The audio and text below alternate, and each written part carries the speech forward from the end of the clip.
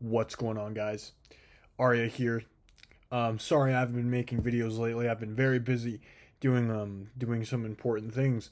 However, today we're going to be talking about Norse mythology, a super cool concept I've actually been reading and learning a lot more. I told you guys I took a class on this at the end of my sophomore year, and it's a very fascinating subject, and I've always kind of had a knack for it.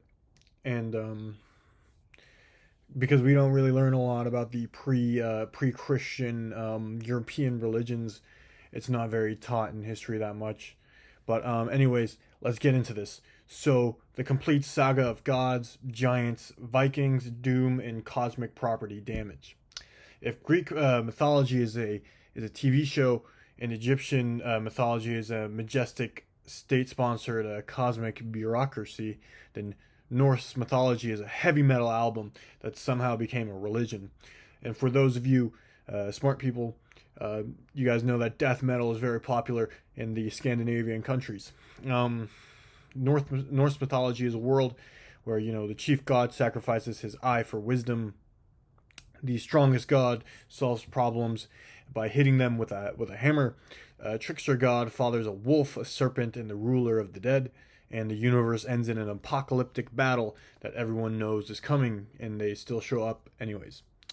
So welcome to Norse mythology, arguably the most gloriously chaotic religious tradition in Europe. So the historical origins of the Norse religion. So before the Vikings started to sail around Europe, collecting silver, glory, and occasionally strongly worded complaints from monks, the people of Scandinavia practiced a form of religion that evolved over thousands of years. This religion emerged from the broader family of Germanic pagan beliefs. The ancestors of the Norse lived in Scandinavia, spoke early Germanic languages, and shared cultural roots with tribes such as the Angles, Saxons, Franks, Goths, and Lombards. So long before Odin becomes famous, Germanic people already worshipped gods associated with war, kingship, fertility, nature, and ancestors. And centuries past, these beliefs developed into the mythology we recognize from the Viking Age, roughly around 793 to 1066 after death.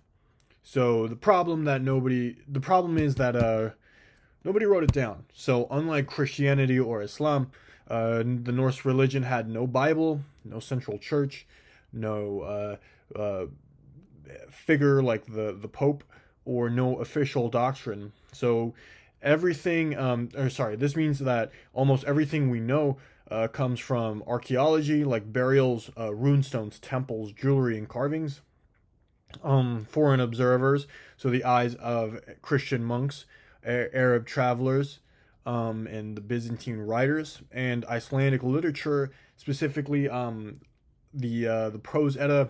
I made a book about the Poetic Edda, or not a book, a video, the Icelandic sagas. And the irony is that most of these surviving stories were written down after Scandinavia becomes Christianized.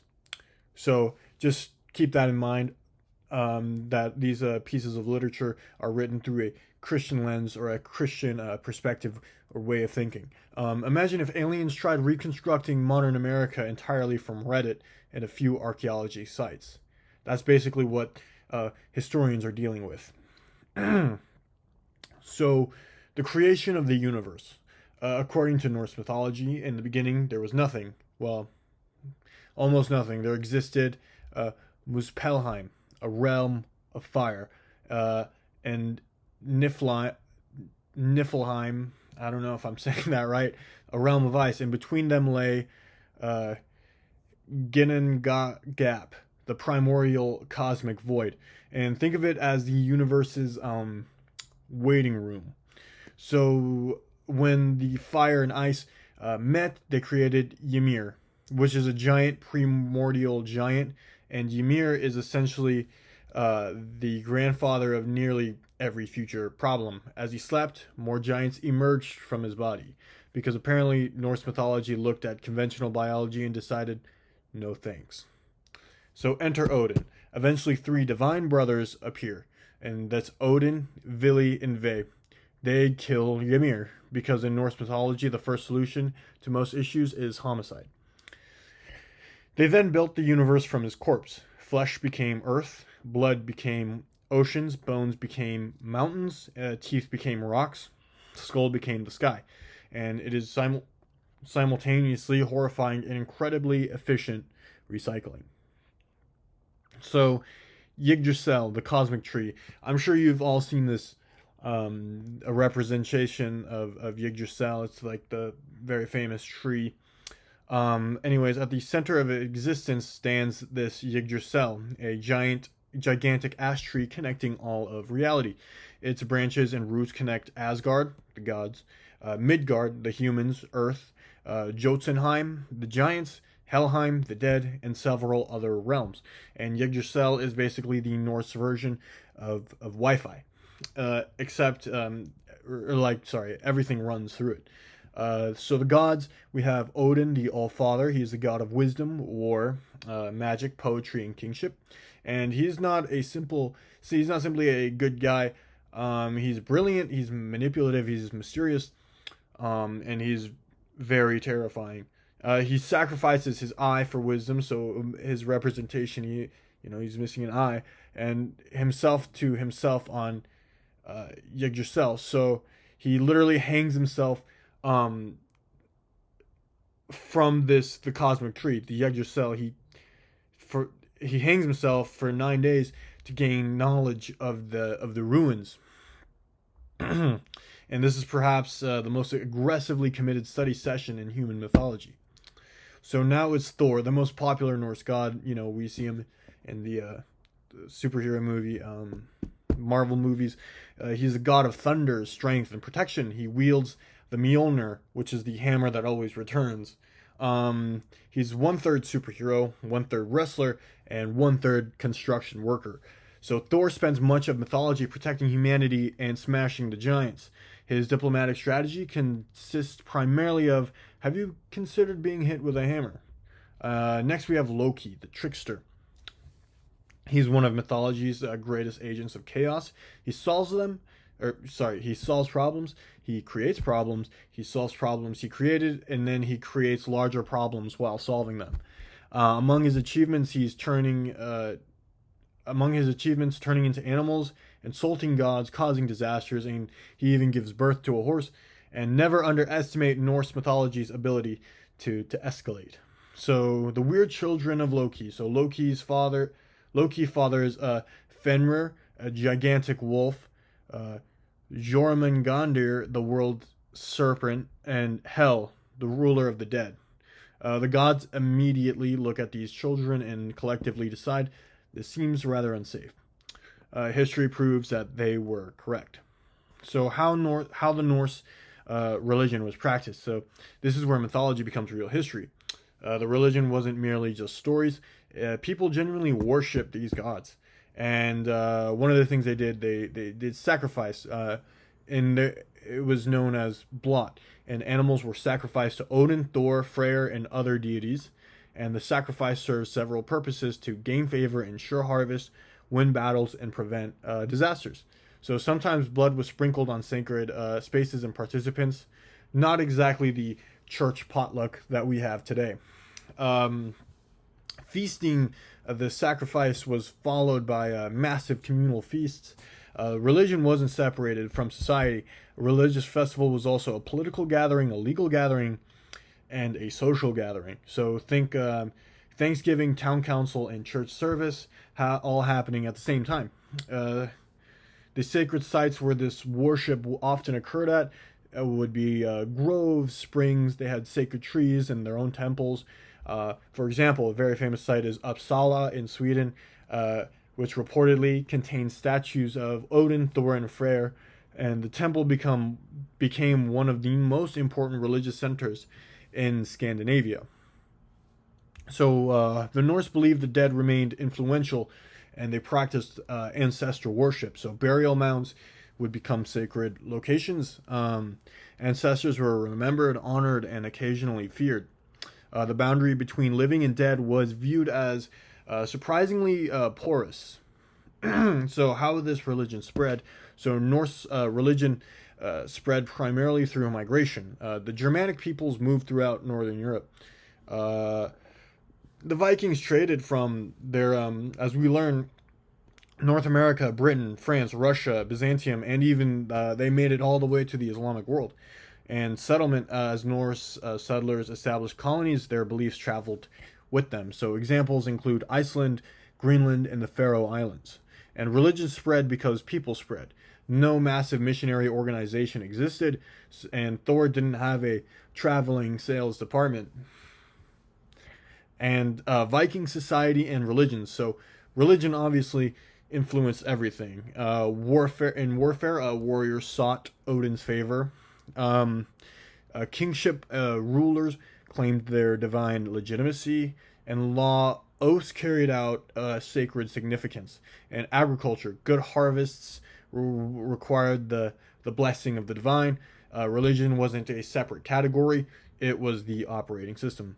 So Valhalla, the Viking afterlife. Many imagine all Vikings expected Valhalla, which is not true. Valhalla was selective. Only certain warriors chosen by Odin would be able to enter. There they fought all day, died, come back, ate, drank, and just repeated this process every day.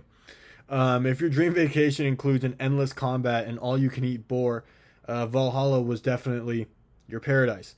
Others went elsewhere. They went to Freyja's Hell, or various regional afterlife traditions. And when I say hell, I'm referring to the realm of the dead, not the Christian hell that we know.